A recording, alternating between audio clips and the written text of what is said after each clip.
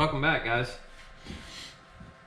This is part 2 of our 3-part series on this Husky 61 to 272 conversion.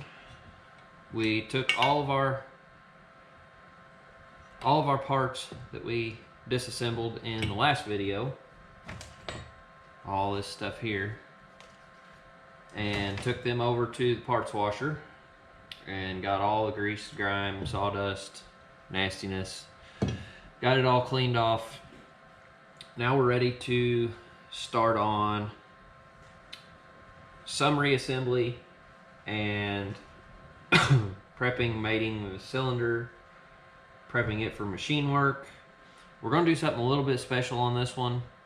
This is going to be one of my personal work saws, and we're going to go one step farther than I probably would on anybody else's unless it was requested specifically.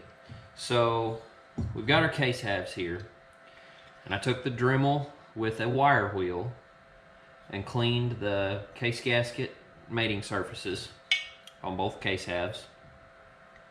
I also cleaned the mating surface where the cylinder goes on both pieces here. So what we're going to do now, before we ever install the crank, we're going to kind of set this up here. So this will be our case. Back in, get that oil hose back in there, get in there. So this will be our case, like so. Cylinder goes like so. So what I'm going to do, I've got 2 bolts for my cylinder here. We're going to take each case half individually and we'll start with, this is the PTO side, it's got the bar studs. We're going to bolt that cylinder in its place. Now, the purpose of this is, let me put all my tools away. It's been a couple days since I disassembled this. Back in the shop today. It's raining outside. We had a couple days of nice weather, so I went to the woods to to log for a day or two, try and make a paycheck. So we're gonna bolt this to this case, just 1/2. And it doesn't have to be tight, but just snug. So what we're doing here, snug that up.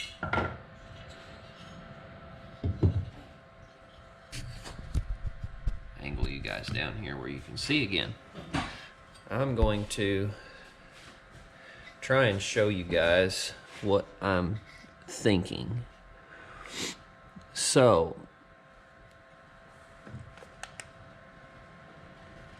as you can see, that doesn't mate perfect with the case.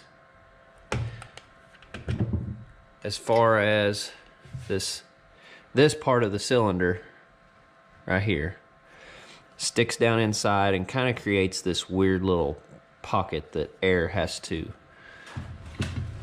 maneuver around. Boy, the wind's really blowing. So what we're going to do on this one,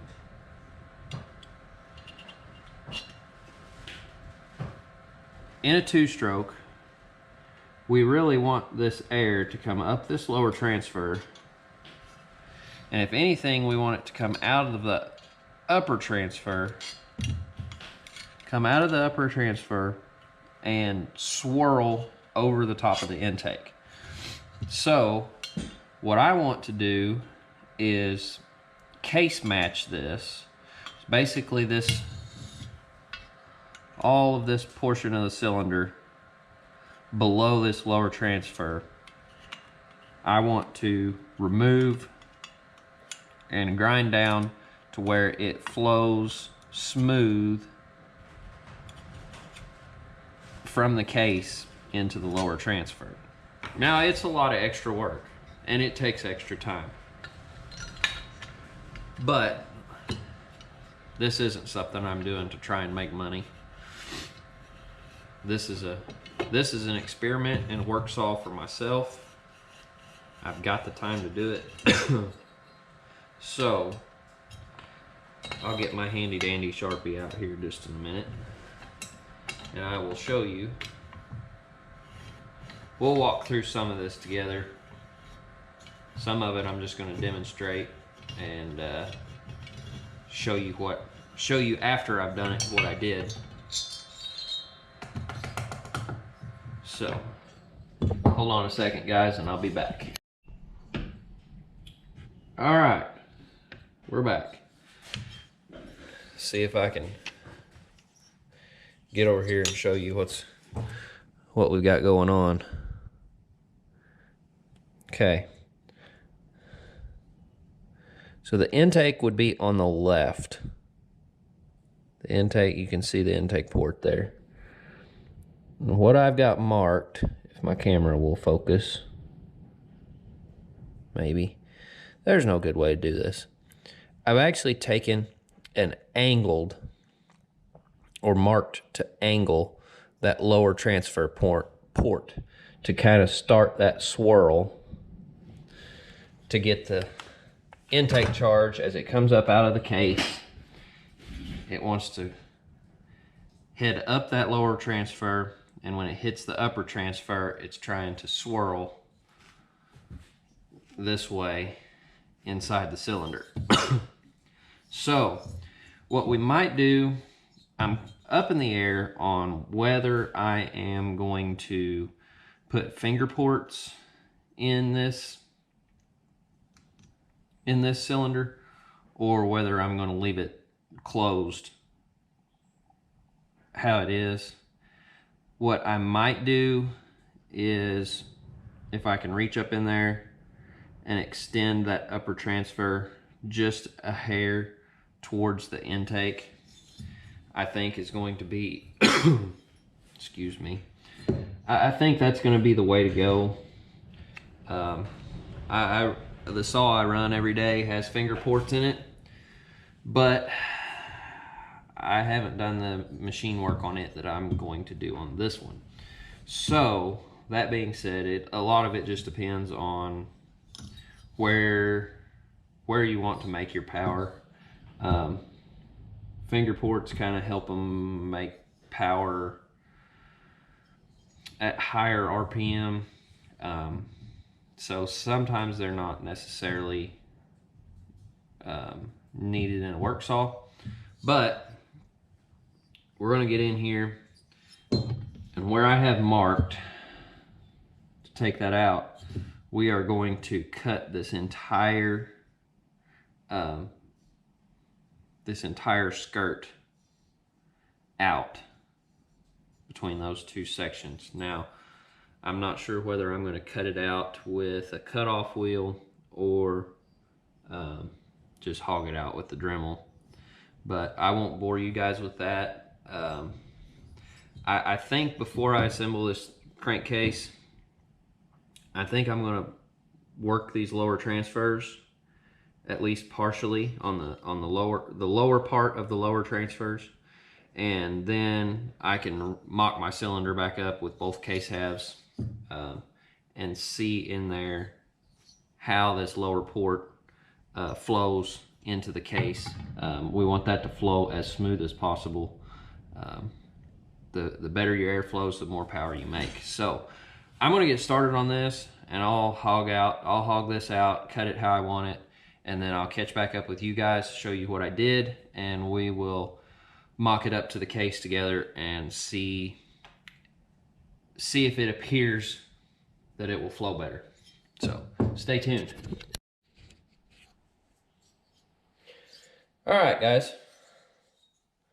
I'm going to say the majority of the grinding done on the lower transfers.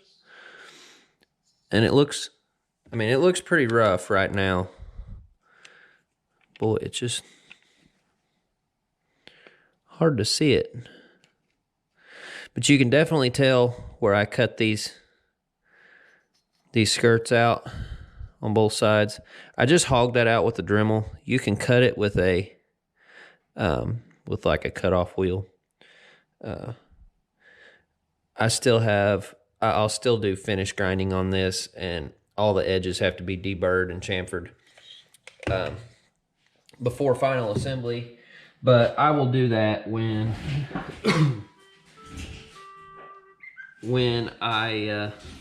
when I do my final port work. We're going to do some pretty serious intake work on this. And the intake casting looks pretty rough. It definitely needs cleaned up.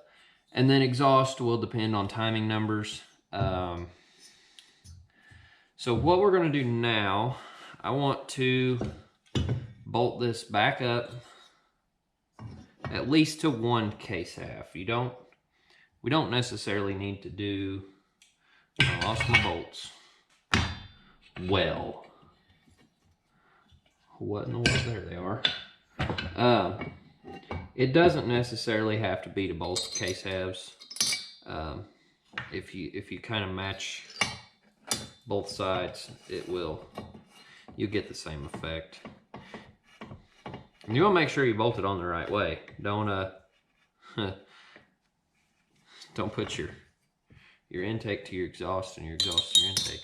Anyways, I'm rambling. We're going to bolt this on here and snug it up and see what we've got.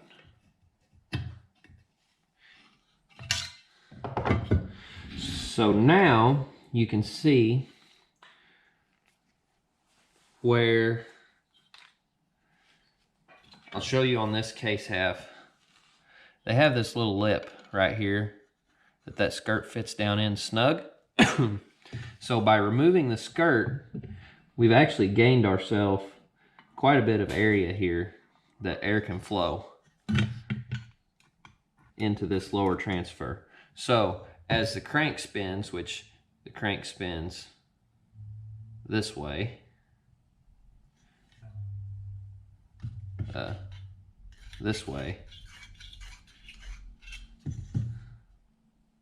it's going to catch that air as it comes around and turn it and force it up here. So we're trying to force the air in, hit this wall, come up through the lower into the upper, and come out above the intake.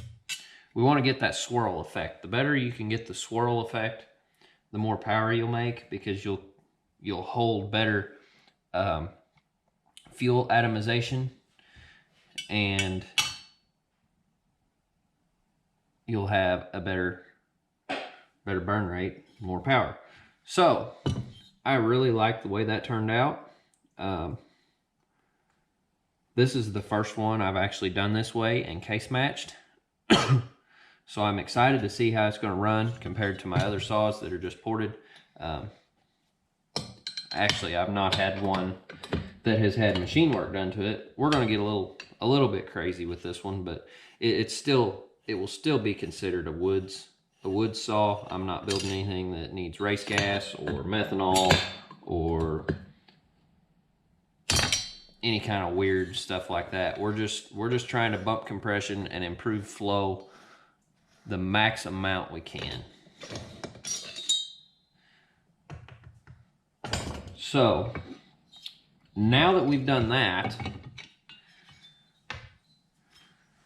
let's see. That finishes up what we needed to do with the case halves. So now we can install bearings, crank, and then we will be ready to drop the cylinder back on and check our squish and our timing numbers. Get squish and timing number. And then once we set our squish, my plan is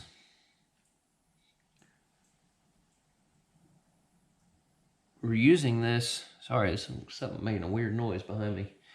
We're using this highway pop-up piston. It's already got a dome. built in it. But what we're going to do, we're going to chuck this cylinder up, and we're going to take probably 25 to 30 thousandths off the base of this cylinder. And then because we have so much meat on the top of this piston before we get to the pin that holds the ring in from rotating, I'm not sure, I can't remember what that's called off the top of my head. We've got plenty of room here to take 25 more thousandths off the top of this piston. And that should put us at a really nice compression rate and hopefully make good power. Hopefully the combination of all this makes a mean wood saw. So let's see. I'm going to shut you guys off for a minute, dig up the rest of my parts, and we'll catch back up, put bearings, and assemble this crankcase.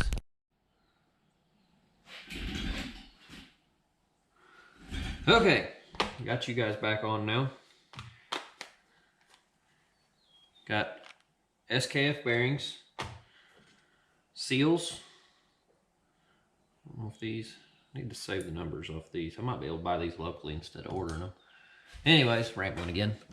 And I did pick up, I know we talked about in the last video, I was going to try and reuse the case gasket. It was not worth, it came apart bad when I split the case and cleaned it up. So I did get a case gasket in before I started this, and it comes with a spare set of seals. If you've ever done one of these, it's really easy to mess up seals when you're installing them. So first thing we're going to do, we're going to get these bearings out. I got my piece of cardboard here, just kind of get off the dirty workbench. I don't want to get any debris in these bearings if I can help it.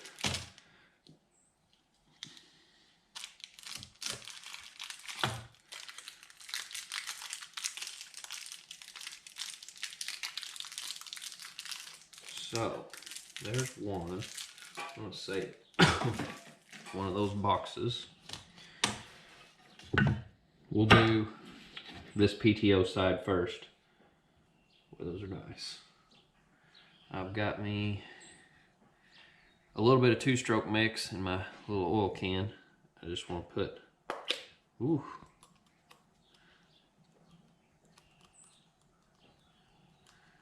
Just want to put a little bit of it in here and just kind of pre-lube this bearing. I think I need to find me a different can. This one kind of ratty. Spin that around a little bit. Take a little bit of this that I got all over myself, rub inside. Help us get that bearing in there a little easier. Set that up there. Make sure you got it kind of started square. I usually just do a little tap tap.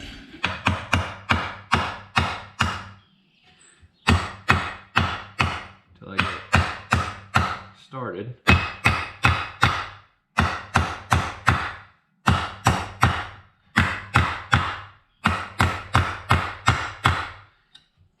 Now, boy, that oil hose is giving me grief. I'm gonna have to move all my stuff here again. I don't have enough workbench space. See if I can find a big enough socket. I believe I don't want to do that. Maybe this will work.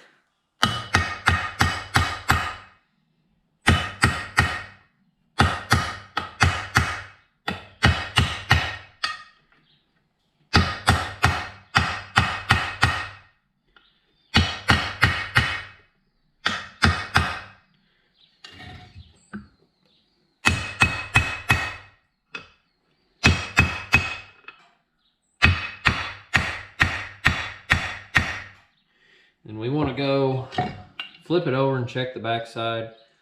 You want to go flush or just shy of flush, I believe. I'm going to shoot for flush.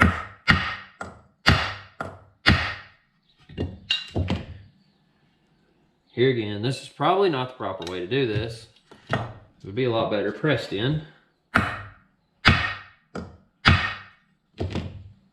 But I don't have press over here. Done it this way before. So I'm going to do it this time.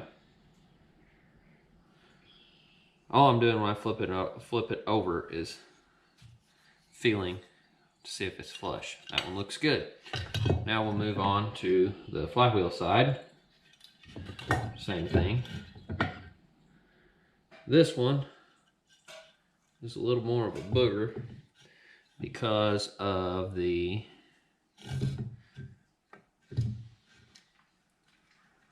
dowel pins. It doesn't want to sit flat on the workbench.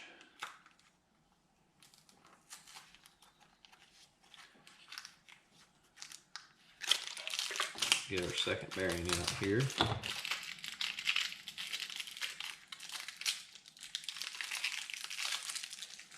I'm gonna take, let's find a pair of nippers here. I'm gonna cut the tip off this. Got interrupted there for a second. No big deal. I got up on the shelf and just got another can. I don't think that one's got any kind of hope. I tried to blow through the stem on it, and it just squirted oil everywhere. So back to what we were doing. I guess you could call it important. Got this second bearing. Put just a little bit of,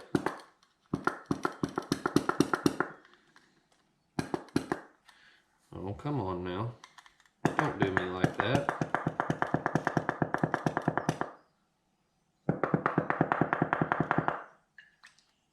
I'm having a hell of a time with oil cans today. Well, I guess we're going to have to do this the old-fashioned way. I know there's oil in here. Can't blow through that one either. I wish I had a little piece of wire, but I haven't been able to find one. Anyways, getting off track here. I'm just going to drip just a little down in there. Spin this around. Stick my finger down in there. Put a little in here.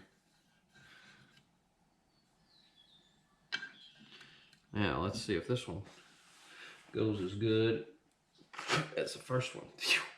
Oil doesn't taste very good. Guess I'll set that over there, and that'll be a project for another day. Tap, tap, tap.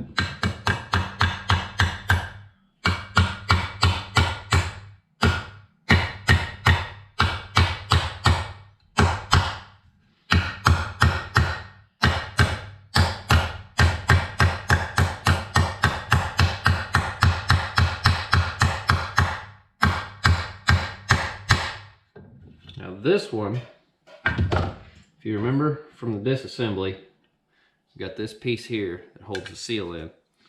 So we've got to get that bearing far enough for this to set down in there.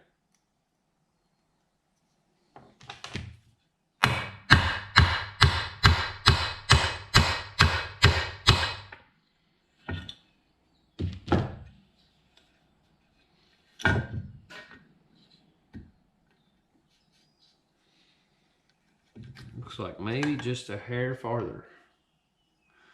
Find my handy dandy hammer tool here. Okay. Now,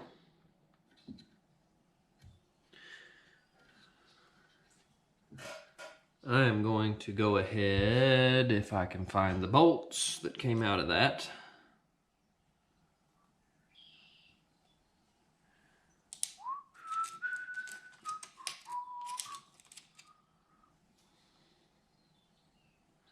I believe these are them.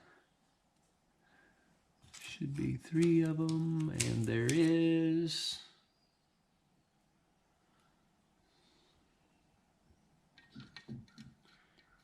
Although I am missing one little washer.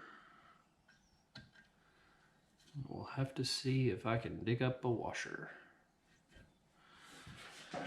I'm gonna go ahead and put that in. Well, that washer? No, that's not the right washer.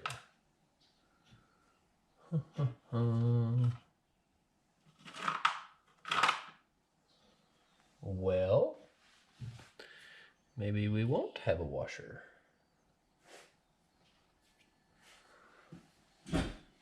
Do I have a case half? Does not have one. Well, that's the wrong half anyway.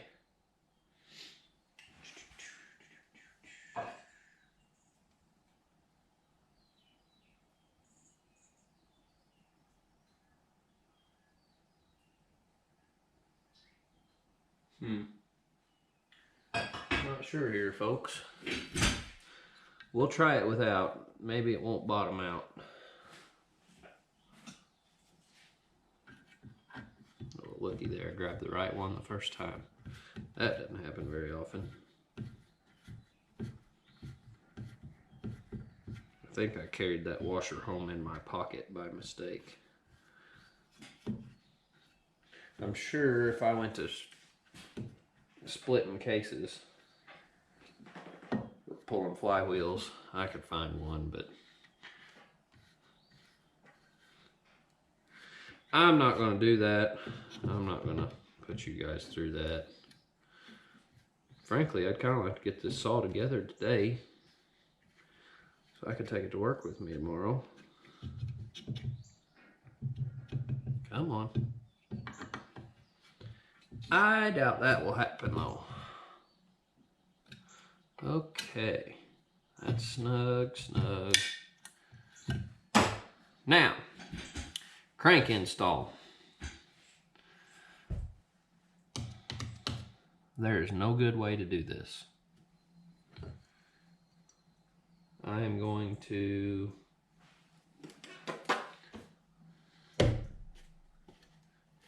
this oil I'm just using some mix oil that I had. A little bit of Lucas that I picked up at the parts store one time.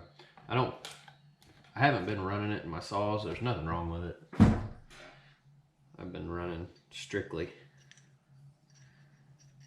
Echo Red Armor, and I've had really good luck out of it so far. Ran some clots for a while. So what we're gonna do,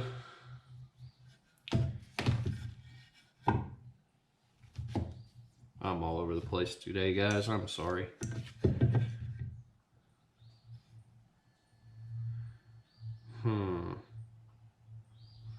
Did my flywheel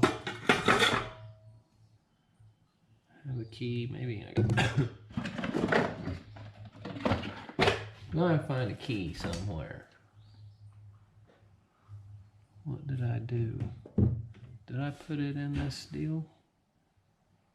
Well, how in the world did I lose that? There's that washer. Let's put that on. Boy, I really am all over the place. Can't find a key for the flywheel. Wondering what's back here. No, that's clutch stuff. I know I got another flywheel. I wonder if this flywheel, it's got the key built in it. I'm not sure if that's an aftermarket flywheel or what. It came off of John's Red. I'll have to pull the flywheel and find a key. Hopefully I can find one.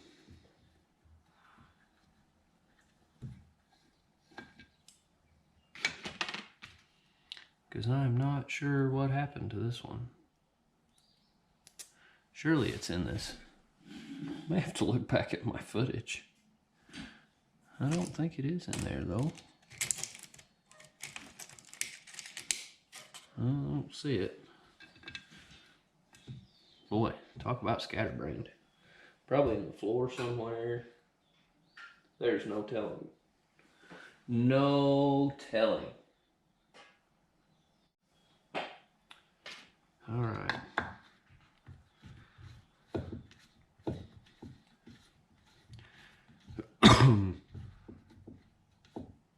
What a mess.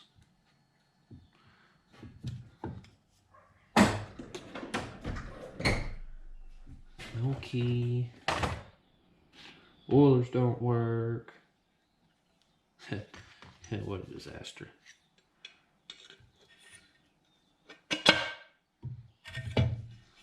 Got that in. I'm gonna pause you guys for a second. I gotta run out to the truck and get something, and I'll be right back. Back again for the gazillionth time. I pulled apart a 630 Johns Reds real fast that I had under the bench just to steal that key that I somehow lost for this build. So here we are again. We've got the crank in one side. Everything's lubed up. Case halves are ready to go together. I'm gonna pull my gasket, my main case gasket, out of the packaging here. Very carefully.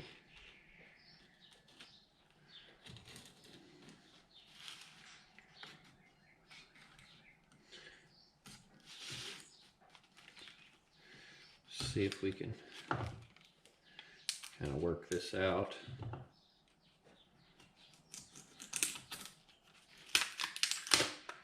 There we go. There's a couple good seals. We'll save these. We don't need them for this saw. I don't know. These are probably not as good as the SKF seals that I picked up. I'm not sure what bin I threw those in, but they're up there out of the way where they won't get lost. So let's get this the rest of the way out. There we go. Peel this back. Here's the intake gasket. We'll save it for later. Okay, I'm gonna take this. Put those back there out of the way. I'm not sure if you guys can see or not. I know this camera's got a huge wide angle lens, but I'm not that good with it. So here's what we've got. These cases may be in the way. I just got the gasket like that here. I got a little copper spray gasket. We're going to spray both sides.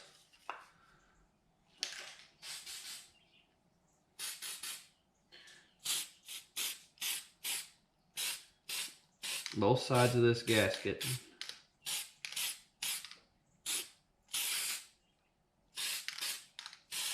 This will just help it adhere to the case and seal everything off a little bit better. Real carefully here. That's kind of, probably should have let that dry a minute, but it'll be all right. Just like spray painting. Everybody's spray painted, right? Okay. Put that over there out of the way. Now we've got our flywheel side case half here. Set it down on the bench. Get the rod pointed up where it's supposed to go. Ooh, there we go.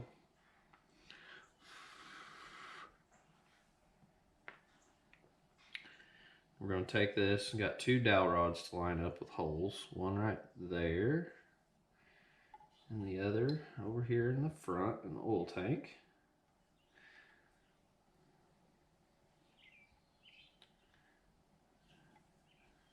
Just like so.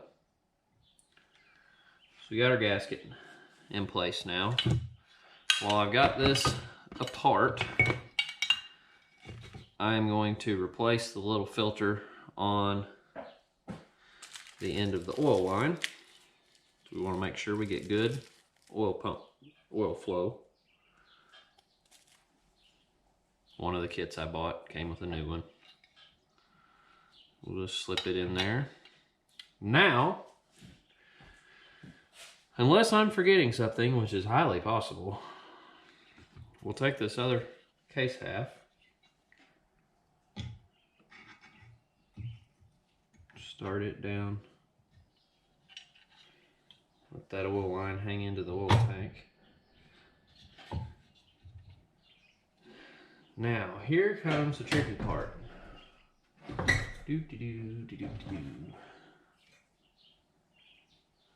Move my beverage here. I need to get in farther than that. Move more stuff out of the way. Move our fancy white top there. I need maybe one size, two sizes smaller. Here we go again. This is not the right way to do this. This needs to be pressed together.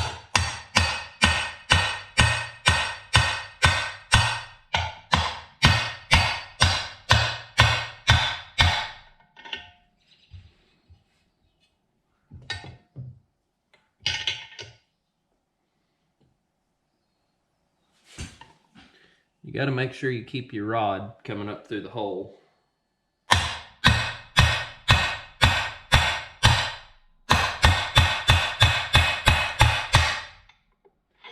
Okay, now, got our rod coming up through the hole. We need to get our, that cardboard's still sticky. Get it out of the way.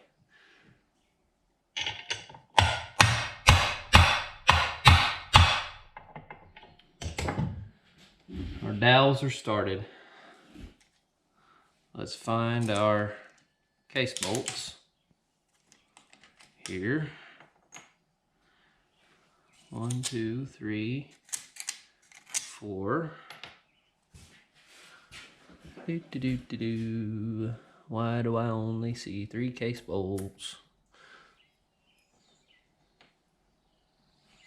Anyways, I got plenty of them. I'm sure it's in there somewhere.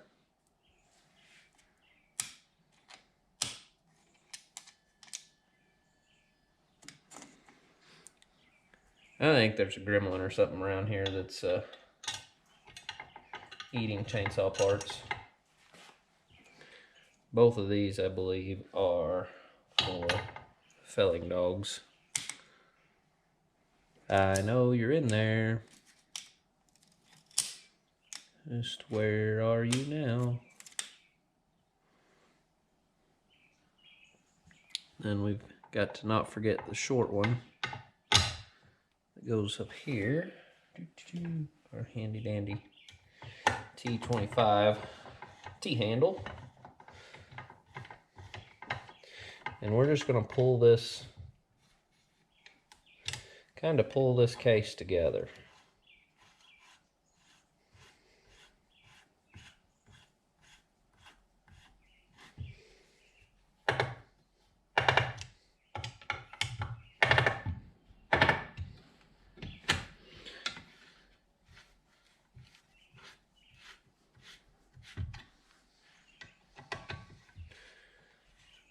Get up here, get another case bolt.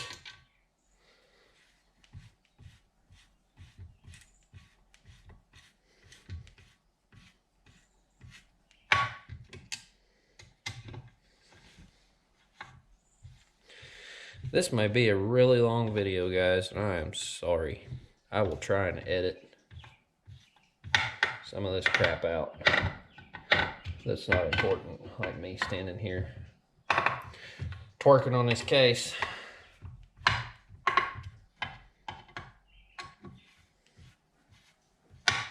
I just work around and around and around.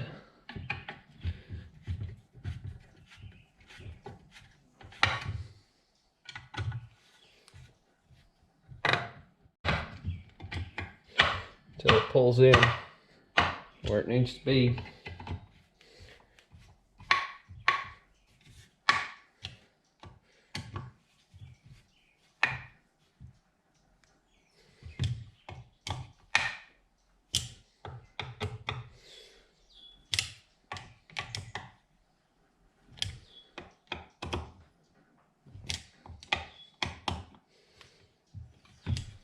Okay, all those are tight.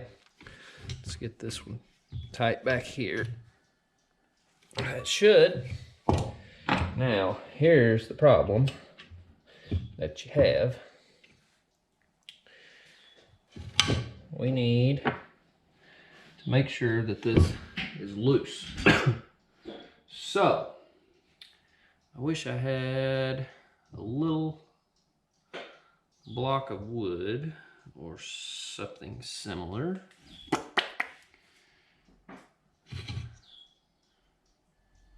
But what I am going to do, I am going to find right here an old flywheel nut. I'm going to remember that this is left-hand threads. Well, you dummy, that's clutch side.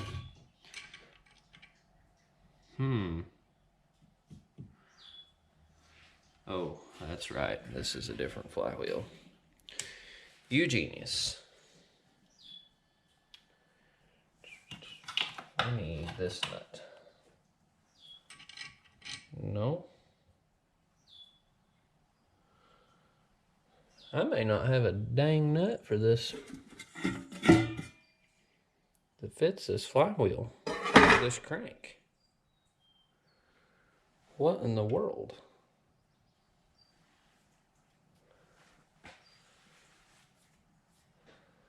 Let's look at these. Is it that one?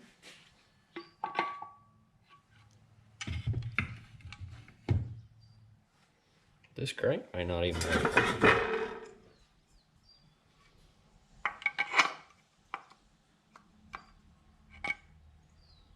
It won't.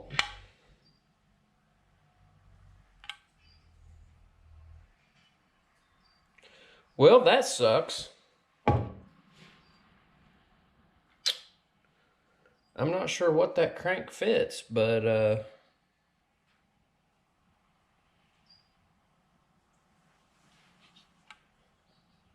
is so weird. I don't know what that crank fits, but it is not a 272 Husqvarna. So,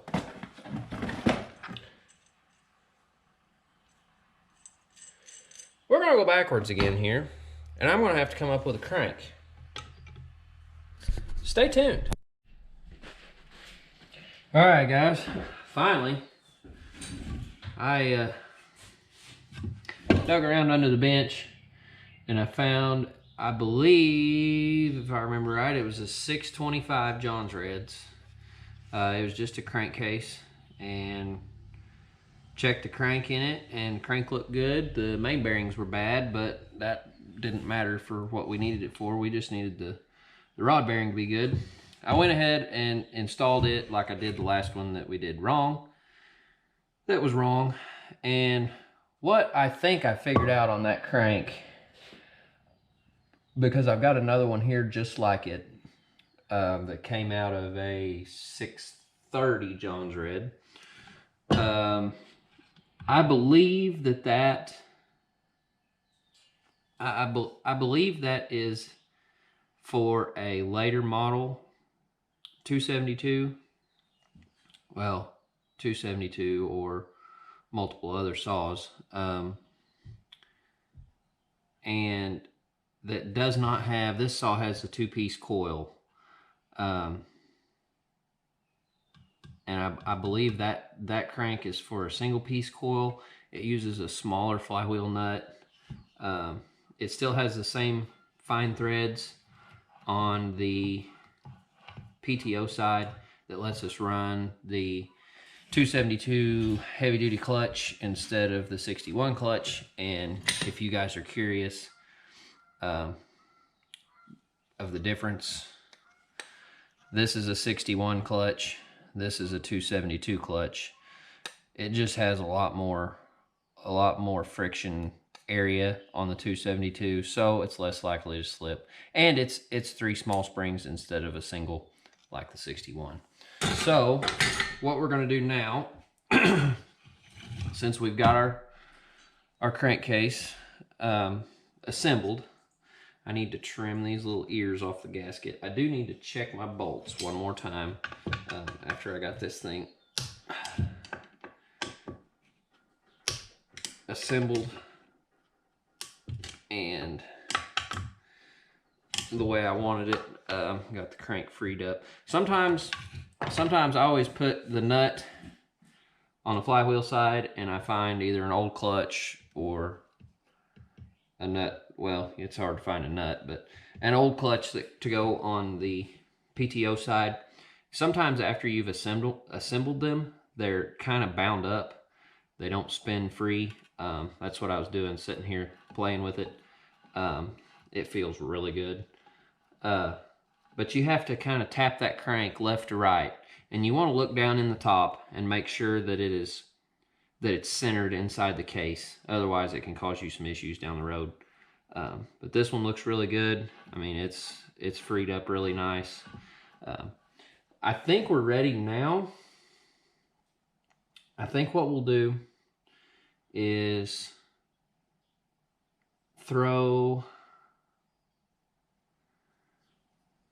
I think we'll put the jug on, put the cylinder on with the piston in it, with no ring, and we can get our timing numbers that way and check our squish.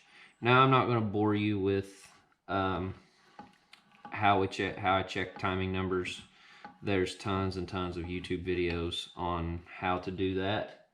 I did build me like Dino Joe builds and sells the digital degree wheel, which I've not used my digital one yet, so it may take me a little bit on this saw to figure it out and learn how to use it. So I won't bore you with that. I may do a video on it down the road, but for this video's purpose, I'm not going to show it. But I will tell you what I came up with. Really, all I'm concerned about, as much as I'm wanting to take off of the bottom of this cylinder, I'm probably going to have to raise the transfers a little bit. And if I'm not careful, I'm going to get into some issues with my intake floor. So I'll probably raise the transfers just a touch. The exhaust I'm probably going to leave alone, because instead of other than just some widening, and depending on what the timing numbers are, I would like to get it around between 100 degrees and 102 degrees blowdown, to keep some torque in the saw. But since we're taking material off the piston instead of off the squish band, we won't have to change the exhaust timing all that much, as long as our squish is pretty close. If we end up having to machine more off the base to get our squish set where we want it, then it could come into play, because I could put us up around 100 and over 105, let's say, and then we'll want to bring it back down closer to that 100, 102, where I like them. Anyways, I've rambled enough. Let's throw this cylinder on there real quick. We need let me find a wrist pin bearing and a wrist pin. Now, I'm not even going to mess with the circlips yet. For what we're doing, we don't need them. So I'll throw the bearing in there. We'll get this new wrist pin out. I could use a used one, but they don't slide in and out quite as nice.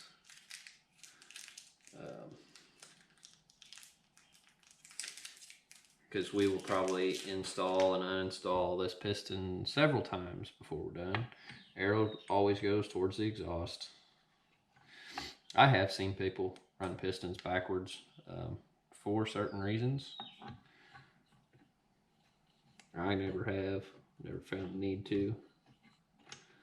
Let's see here, there we go. Come on. Get on in there, there we go. Okay. There's our piston. Slide that up into the cylinder here. Oh, I gotta trim. Boy, I've got this bench cluttered. I can't find anything. I've got to trim the little ears off this gasket. We got to remember too, when we're checking our squish, I will walk you through checking the squish. That's the first thing we're going to do.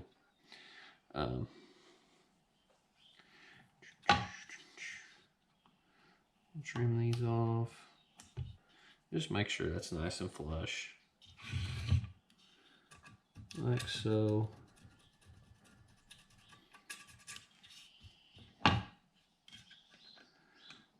Same thing on the back side. All cleaned up real good. All right, we'll slide this cylinder on. Get it down in the hole. Find our two. I had two better bolts from up here. Drop them in. Opposite corners. I usually do that. Where was I? Oh. You gotta remember, we'll gain a couple thousandths, 2 to 3 thousandths on our squish when we add our motor seal on the final assembly.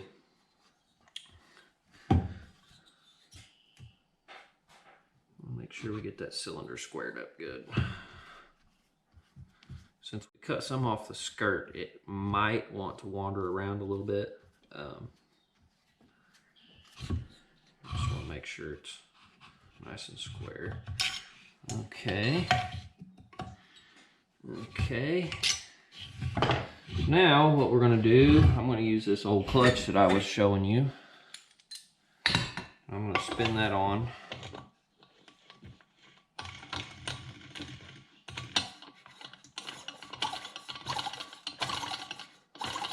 Spin that on the PTO side.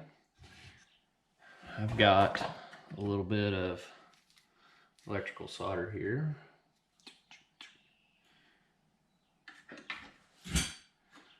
I always clip the end off. And we just want to run it in kind of towards the intake. Or you can stick it, as long as you get it up against the cylinder wall. The end of it needs to be against the cylinder wall.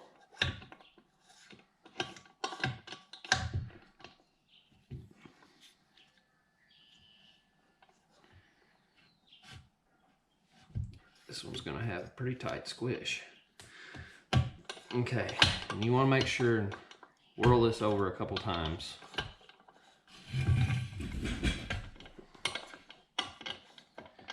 So that you know you've got it right. And we're going to have to watch on this one also with the diameter of our pop-up. There you can see.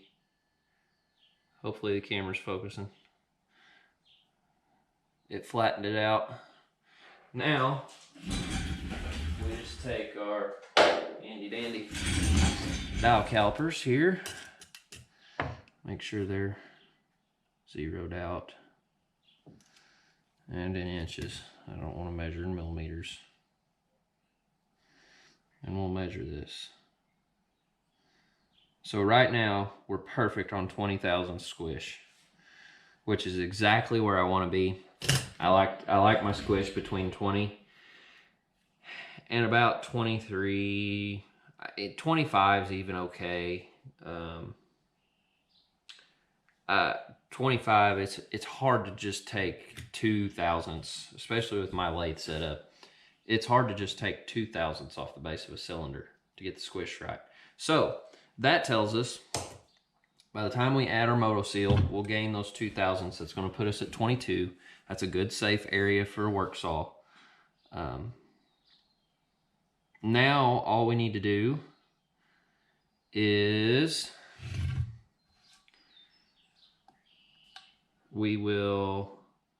I'm gonna mess with my timing and see where everything is, and I'll catch back up with you guys. We'll pull this back off and I'll show you a brief setup in the lathe of turning the base and turning the piston. And then we'll be ready for a little more port work and some assembly. Like I said, this is probably going to be a long video. I will try and edit as much of the garbage out of it as I can to get it shortened down and a little more pleasurable to watch. But stay tuned. Cut some off the skirt. It might want to wander around a little bit. Just want to make sure it's nice and square. Okay.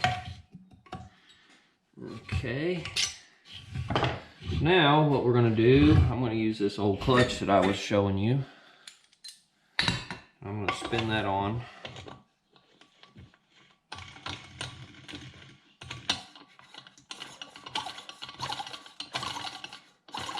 Spin that on the PTO side. I've got a little bit of electrical solder here.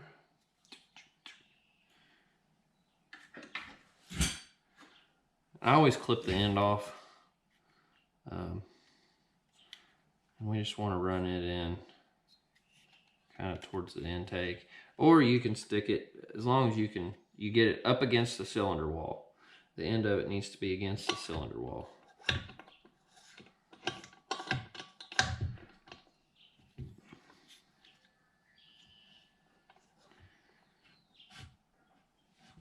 This one's going to have a pretty tight squish.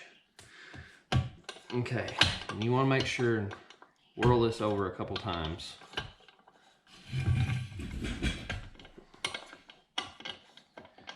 So that you know you've got it right. And we're going to have to watch on this one also with the diameter of our pop-up. There you can see, hopefully the camera's focusing. It flattened it out.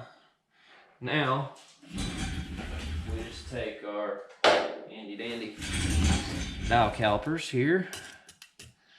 Make sure they're zeroed out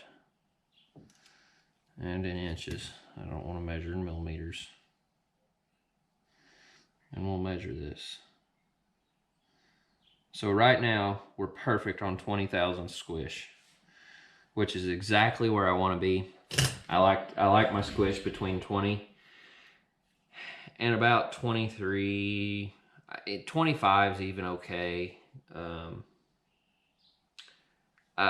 25, it's hard to just take 2 thousandths, especially with my lathe setup.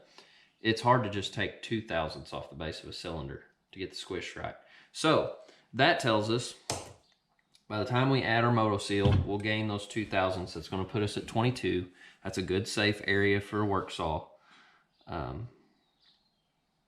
Now all we need to do is